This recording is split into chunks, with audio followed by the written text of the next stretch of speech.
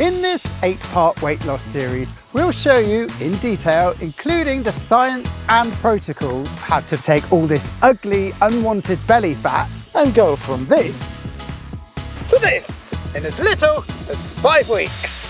For this 7th part, we want you to think back. When was the last time you were really free to move?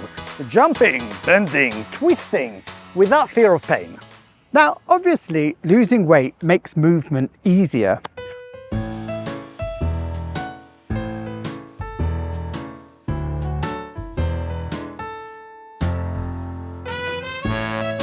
Nah, didn't work. I'm still fat.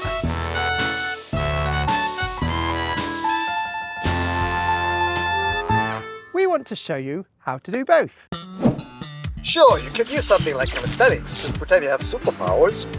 You can use it to develop strength, improve your posture, your spine and your joints. Or just in the interest of moving well and being pain-free, enjoying true freedom of movement. We all want a better body. This is something we can help you with. To go From this to this in as little as 5 weeks. But it's a good idea to remember that your movement depicts your anatomy and that your body wasn't designed to look well, it was designed to move well. In fact, this is part of why we like the idea behind calisthenics. Calisthenics comes from the Greek kalos stenos, which means beautiful strength, or in not so many words, how to move with grace. This is going to sound funny, but in order to bring out the best in you, we have to assume the worst. We designed our program assuming you may have problems you are not even aware of. Bad posture, disc problems, joint pain, and everything in between. We use our knowledge to help correct all of these things. It's our guarantee that not only in 5 weeks will you see incredible changes in your body, But you will feel better and likely see significant improvement to your posture and movement. It's no good if you look fantastic but you're in pain. We need you to look and feel great too. we employ a movement-first approach to correct your posture and improve your movement with the likes of mobility training and even a little calisthenics, integrated right into the program. Let's get right into it, starting with our approach to mobility and movement.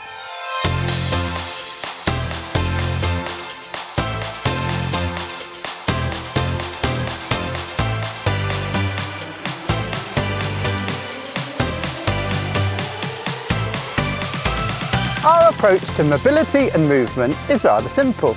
Our approach is to make shit work nice. Sacre bleu! Your body can move in many ways. We are talking about fancy words like mobility, flexibility and stability, which most people think means stretching. But here's what they really mean. Mobility is your ability to move a joint through a range of motion. Flexibility is when it's passive, when you are being moved by external forces or objects. Stability is your ability to resist movement. For example, core stability is about resisting a change in the position of the spine. Where foot stability is the ability to lock your foot in one position and not overpronate as you move on it. While you have many movement options, you also have movement limitations. And whenever you run into a limitation, your only option is to compensate. Usually you compensate through the joint above or below the limitation. That's why knee pain is usually to do with a lack of ankle mobility, or why back pain is usually to do with a lack of hip mobility. Try flexing your hip by bringing your knee up. At what point you can't go any further without your other knee bending or your lower back rounding. That's called a movement compensation. Try standing barefoot on one side, with your eyes open, and then again with your eyes closed. At what point does your foot lose its ability to stabilize and resist the change of position, where it starts caving in, dragging the ankles, knees and pelvis with it? And why should you care about movement options like foot stability or hip flexion? Well, because you rely on these movement options all the time, whether you intend to or not. Take running, for example. You spend 50% of your time on your left foot and 50% on your right. If you can't keep a stable foot when you try your very hardest standing still, you stand no chance to keep it stable when you're not even trying. At the end of the day, our bodies are amazing and very good at finding a way, compensating if you like. We all have movement options, And we all compensate, each and every one of us. The problem starts when your only option is to compensate over and over again. Caving that knee just a little, but all the time, or rounding your back just slightly, but far too often. What happens when we overdo things is very similar to what would happen if you trained your biceps over and over. At some point, it will bloody hurt. Most people assume that you get stiff and tight as you age, and that everyone could do well if you just have the willpower to push harder at the gym. We think you get stiff by not moving over the years, and that stretching provides a small relief, but almost never corrects the problem. This is why our approach doesn't assume good movement, it teaches it. We improve your alignment, your spine, and your movement awareness. We have extreme fat loss coupled with clever mobility training because we believe they are both important and they do cross over. Mobility itself can be extremely complex. Our approach is rather simple. When you work on your ability to move better, then you can move better and you don't have to compensate so much. And when you don't compensate so much, there's less risk for injury or pain. And as you learn to move better and with less pain, then you can generally move without worry. Because when shit works nice, which means you don't have to worry about pain and all that shit. In our program, we like to use self-limiting exercises. It's more doable by everyone, regardless of their fitness level. And it also means more fat breaking and fat burning. Do you mean cardio, weightlifting, stretching? Or maybe something like calisthenics? Yeah, no, well, sort of.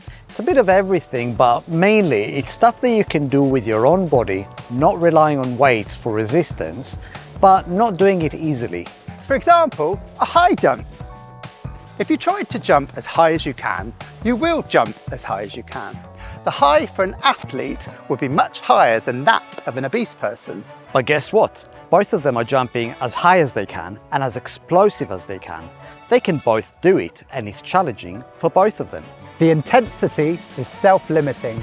Here's another example. If you look at this movement, anyone can do it and everyone will fatigue. But before you get to that point, you will be able to perform a number of them repeatedly. this is a challenge because of your position and your alignment. It doesn't matter if you're a fit granny or a powerful bodybuilder. The challenge will be relative and you will be able to complete it. We do not discriminate and we design our program with everyone in mind. And this is why we get hate mail from everyone equally. Hey, why do you hate me? Hey? We take your mobility and movement development seriously so that you can move with confidence and not feel like shit. That's it for this short video. We hope you feel inspired. And if you liked it, hit the like button, subscribe to our channel and ring the little bell for more great content like this. If you want to start working on your posture and mobility now, head over to the website and try the Bellyproof mini routine. It's free. Have you ever tried posture and mobility training before? Or even something like calisthenics? And if you have, what did you think? Leave us a comment and let us know. Our next video in the series looks at post-program maintenance. We hope to see you there. Until next time, stay Melody, where are you? Oh, Melody, pick me up some tomatoes, won't ya? But do I get any credit? No. In case you wondered who does the hard labour around here, I'm fair puckled. Right, okay.